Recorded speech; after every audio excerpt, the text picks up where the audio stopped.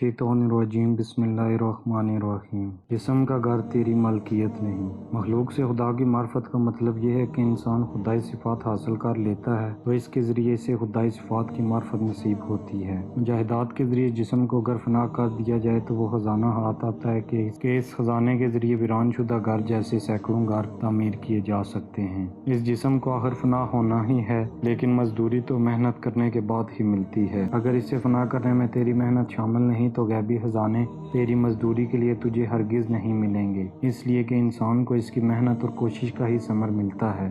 جب خزانہ نمودار ہوگا اور تیرا نہ ہوگا تو پھر تو افسوس ہی کرے گا۔ اس وقت نصیحت پر عمل پیرا نہ ہونے سے تو افسوس ہی حاصل ہوگا۔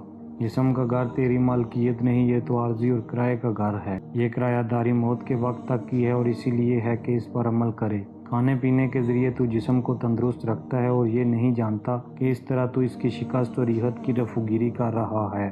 تو اللہ تعالیٰ عز و جل کے خلیفہ کی اولاد ہے اور اس عارضی دکان یعنی جسم کے مجاہدہ کو ختم کر پھر اس میں سے زر و جواہر کی دکانیں برآمد ہوں گی۔ ایک وقت آئے گا کہ یہ عارضی جسم تجھ سے لے لیا جائے گا اور تو اس میں مدفون کان سے محروم رہ جائے گا۔ قرآن مجید میں ارشاد باری تعالیٰ ہے کہ پھر ان بندوں کے لیے حسرت ہے۔